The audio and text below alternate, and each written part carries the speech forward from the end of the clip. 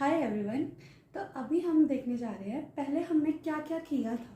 ठीक है, अभी तक मैंने 3-4 वीडियो अपलोड की है स्टेट्स ऑफ मैटर के रिगार्डिंग। तो इसके 4 वीडियोस में हमने क्या किया था, डाइपोल डाइपोल इंटरेक्शंस वगैरह किए थे। ठीक है, कि गैसेस लिक्विफाई क्यों होती हैं। गैसेस लिक्विफाई होने का कारण है कि हमारे पास बहुत सारी फोर्सेज ऑफ अट्रैक्शन रहती है। फोर्सेज ऑफ अट्रैक्शन जैसे कि dipole dipole forces of attraction, dipole induced dipole forces of attraction, और हमारे पास डिस्पर्शन फोर्सेज रहती है, हाइड्रोजन बॉन्डिंग रहती है, और आयन डाइपोल इंटरेक्शन रहती है। ये सब क्या होती हैं, गैसेज में इंटरेक्शन रहती हैं। फॉर एग्जाम्पल, अगर मैं आपको गैसेज की मेनली बताऊं तो 3 टाइप की इंटरेक्शन हमारे पास रहती है। That is van der Waals forces of attraction. Van der Waals forces of attraction होती क्या है भाई, ये सब मैंने आपको पिछले वीडियोस में डिस्कस किया हुआ है। अगर आपको वो वीडियोस देखनी है तो आप वो वीडियोस देख सकते हैं। आई थिंक आपको उस वीडियो से ज़्यादा क्लियर हो पाएगा। मैं सिर्फ एक ओवरव्यू देना चाहती हूँ कि अभी तक हमने क्या क्या किया है।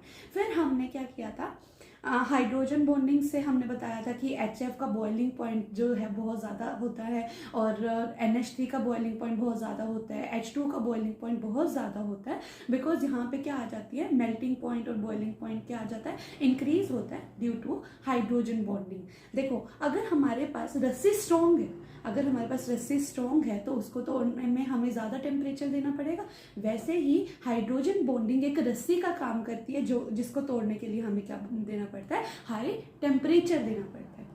ठीक है, क्लियर हो जाएगा। आप एक बार वीडियो ज़रूर चेक करना।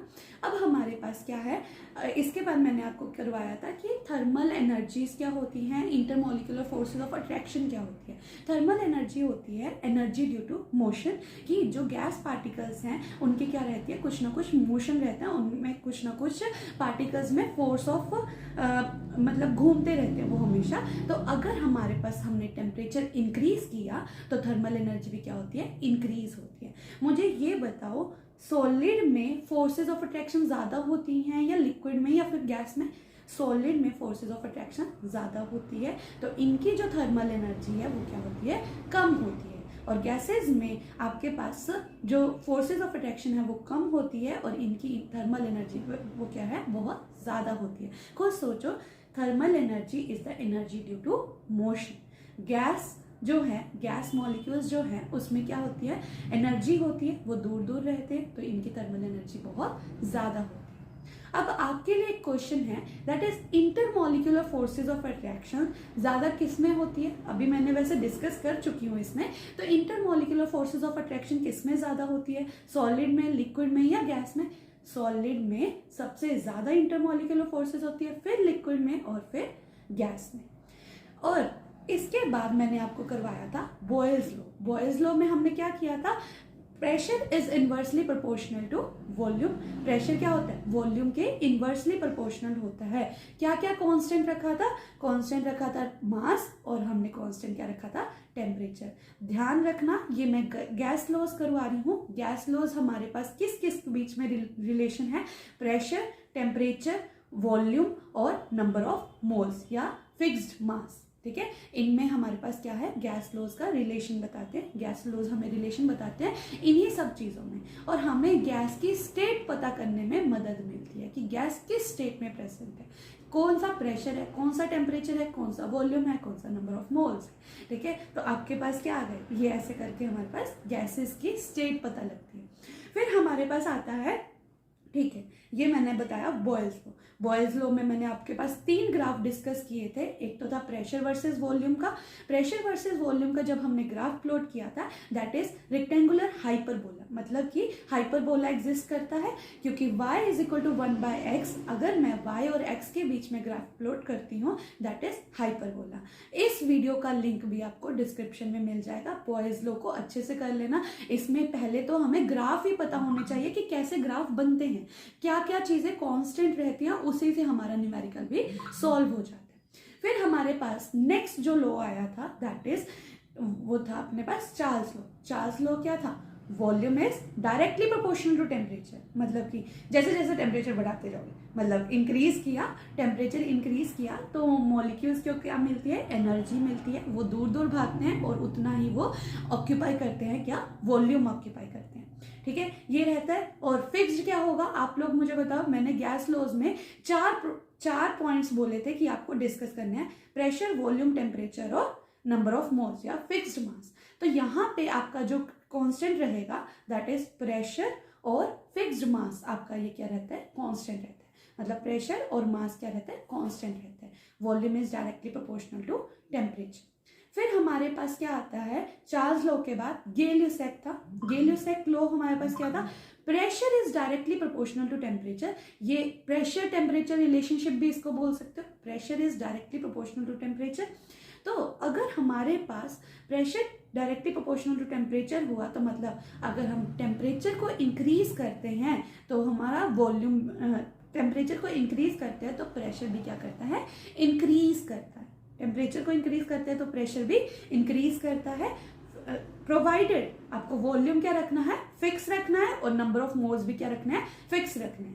ये चीज थी अपने पास, चौथा पॉइंट हो गया। आज हम जो करेंगे दैट इज एवोगैड्रोस लॉ। ठीक है, अभी तक जितना मैंने डिस्कस किया है उसका डिटेल डिस्क्रिप्शन आपको प्रीवियस वीडियोस में मिलेगा, उसका उन वीडियोस का लिंक डिस्क्रिप्शन में होगा, चेक कर लेना, आपको क्लियर हो जाएगा सारे कॉन्सेप्ट्स। फिर हमने क्या किया था, हम करेंगे आज एवोगैड्रोस लॉ करेंगे। एवोगैड्रोस लॉ क्या होता है, इसमें होता है volume is directly proportional to number of mole. अब आपको क्या करना है, नंबर ऑफ मोल्स अगर आप बढ़ाते जाओगे वॉल्यूम भी क्या करता जाएगा, बढ़ता जाएगा। भाई देखो वॉल्यूम क्या है कि कितना स्पेस ऑक्यूपाई करता है। अगर आप नंबर ऑफ मोल्स बढ़ाओगे तो वॉल्यूम ऑब्वियस है कि इंक्रीज ही करेगा, क्योंकि उतने ही पार्टिकल्स को उतनी ही ज़्यादा जगह क्या चाहिए, घेरनी पड़ेगी। ठीक है, और यहाँ पे टेम्परेचर और प्रेशर क्या रहता है, फिक्स रहता है। क्या रहता है, टेम्परेचर और प्रेशर फिक्स रहता है। इस चीज़ को भी आपको ध्यान रखना है। अभी मैं आपको आगे करवाऊंगी, मतलब डिटेल डिस्क्रिप्शन आपको नेक्स्ट में मिलेगी, मतलब अभी कंप्लीट में मिलेगी। ठीक है, तो चलिए अभी हम चलते हैं कि कैसे हमें एवोगैड्रोस लॉ को सॉल्व करना है। This video is all about Avogadro's law, तो इसको मैं डिटेल में डिस्क्राइब करूंगी और कुछ हम न्यूमेरिकल्स भी प्रैक्टिस करेंगे। तो अभी हम स्टार्ट करने जा रहे हैं एवोगैड्रोस लॉ। एवोगैड्रोस लॉ में मैंने अभी आपको बताया, एवोगैड्रोस लॉ आपको अभी बताया कि volume is directly proportional to number of moles. ठीक है, मतलब कि अगर नंबर ऑफ मोल्स इंक्रीज करेंगे तो वॉल्यूम भी क्या करता है, इंक्रीज करता है।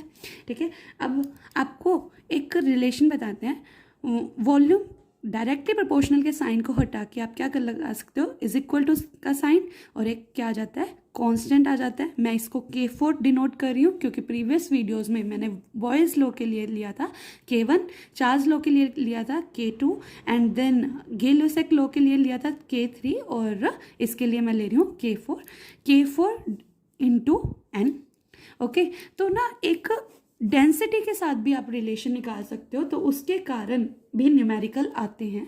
ठीक है, जैसे कि नंबर ऑफ मोल्स का एक फॉर्मूला होता है, number of moles is equal to given mass divide by molar mass. ठीक है, given mass divide by molar mass. अगर मैं गिवन मास को स्मॉल m से डिनोट करूं और मोलर मास को कैपिटल M से डिनोट करती हूं तो क्या हो जाएगा, V is equal to K4 m by m, right, K4 m by m होगा। अब मुझे ये बताओ, density is equal to mass by volume, right, या D is equal to m by v। ठीक है, तो अगर मुझे यहाँ पे मोलर मास इधर ले जाती हूँ दूसरी साइड पे और K4 is equal to m by v करती हूँ। ठीक है, तो m बाय v क्या हो गया आपका, डेंसिटी। तो m is equal to K4 into D, right.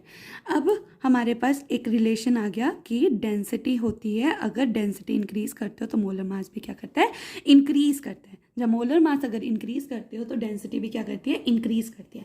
इसके विद रिस्पेक्ट भी न्यूमेरिकल होते हैं।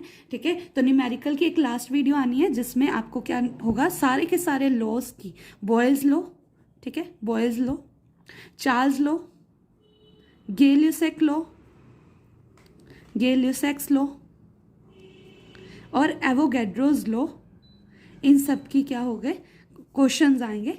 एवोगैड्रोस लॉ के बाद भी एक जो लॉ है that is combined gas law. पहले मुझे ये बताओ एसटीपी कंडीशन क्या होती है। एसटीपी कंडीशन भी दो तरीके की होती है।